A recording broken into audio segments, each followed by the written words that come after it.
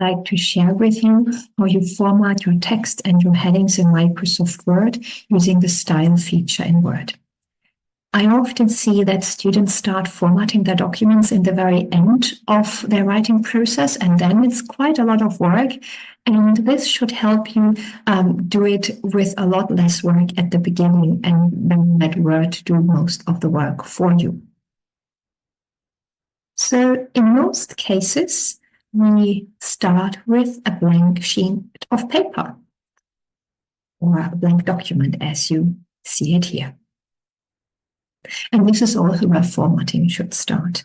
And it's very useful to see the styles from the beginning. You see on the one hand that there are styles available here on your Home tab, but you can also make them visible in up here. So you go to show the quick access toolbar, and then I have my styles here. You will most likely not see them yet, but you can also add them there by clicking on the arrow here, click on more commands, and then you can choose the text styles to show from either the popular commands or from all of the commands that are available.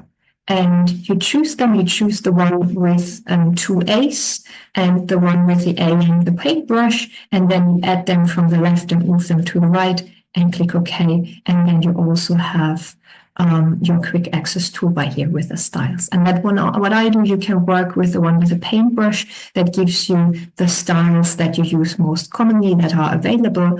And you can also use the one with 2 A's, which then shows up on the side of the document. And that is what I tend to do.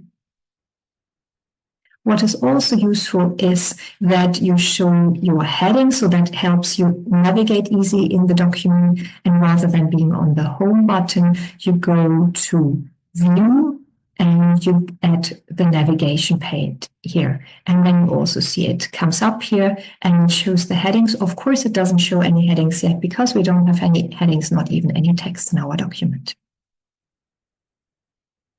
So let's add a little bit of text.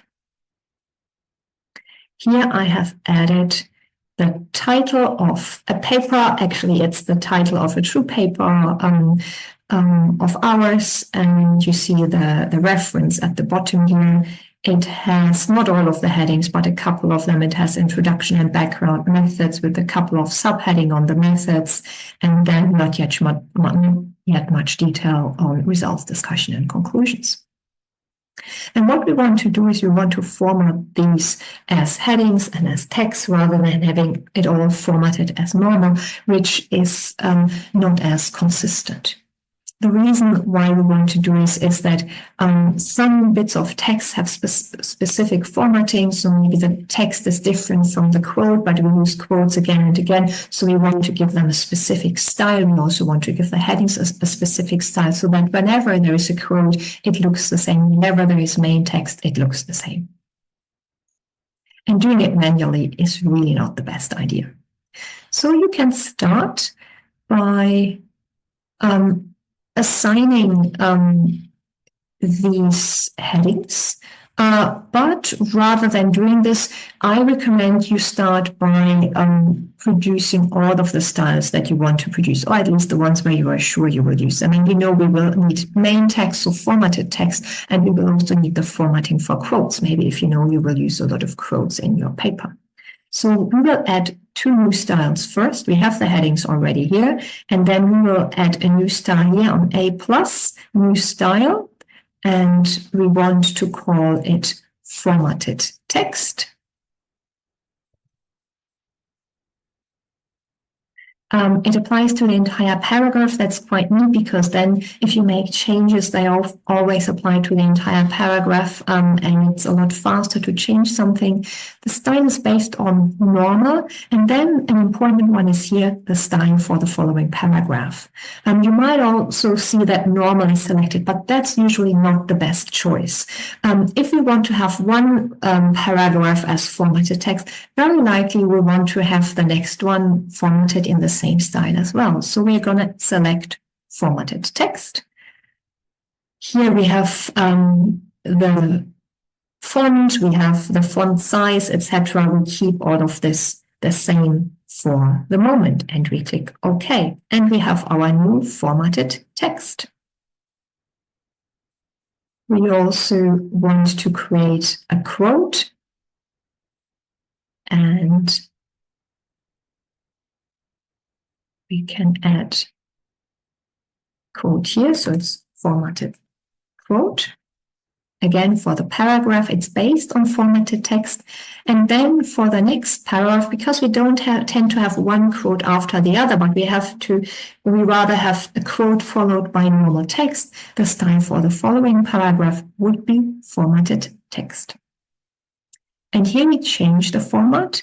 We go to format, to paragraph, and we want to have some indentation, let's say 1 centimeter on the left and on the right. We have single spacing, we have a spacing of 8 points between the paragraphs. That's fine, you can change all of this, but for this purpose, this is good at the moment. And then we also want it to be in italic, so we click italic and then we click OK. And then we have our formatted quote. And you also see it directly formatted this because this text was selected as formatted quote. But we rather wanted this to be a heading, right? So we can go and change these to headings. So Dynamics of Interdisciplinarity is the title of our paper. We can say this is a title. Then also Introduction and Background is heading 1. Then we have this text here, which is normal. And rather than selecting it now when it's all written, kind of ideally you do this at the very beginning. So we say, this is formatted text. Then we can select the entire text, but since we selected the style as based on the paragraph, there's something really nice. You can also put your cursor somewhere into a paragraph. So here I put it somewhere into the text that's supposed to become a quote. And then I don't highlight the entire text, but just have the cursor there, and then I click formatted quote, and it changes the text for the entire paragraph. Isn't that neat? And then we can continue. These will all be headings. This one at the first level, heading 1, and then these will be a couple of subheadings at the second level, heading 2. And then we have a couple of headings at the first level again. And here we have a reference that we also format as formatted text for now. Okay, great. And you see it already automatically numbered the headings. We don't want a number for the title of the paper, so we can put our cursor here, and by deleting the number, it's gone away. And we see automatically heading 2 became heading 1. So Microsoft does the counting for us. And this might not have happened for you. So how do you get the numbers? And this is if you go to the home button, and rather than clicking on the numbering here, you click on the numbering here that's called a multi-level list. And you see here, for me, the list library, heading 1 is selected with heading 1, heading 2, heading 3. For you, it might rather say none. So if it says none, click on the one where it has all the headings, and then you get the numbering as well. And the nice thing is, if you delete a heading, if you add a heading, it does the renumbering automatically. It's not what you need to do. And one other thing to do is, you see that the text is left aligned here. So you might not like this, and you say, oh, it should be justified, not this zigzag here on the right. And of course, you could go and select, highlight the text, and then go here and justify it. But that's a lot of work. You also probably want this for all of your main text. So then rather go to formatted text. You modify the style, and then you unselect left aligned by selecting justified, and you see it does it automatically for all of your text really quickly, really neatly.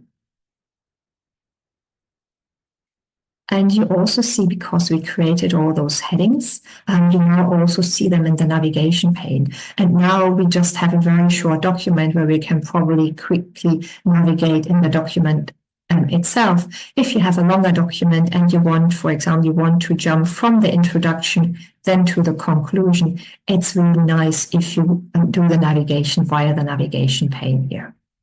And here you also see when there is text formatted as a heading that's not supposed to be a heading, because then you start to have empty lines or you start to have main text here, and you know that something about your headings and your formatting needs to be updated.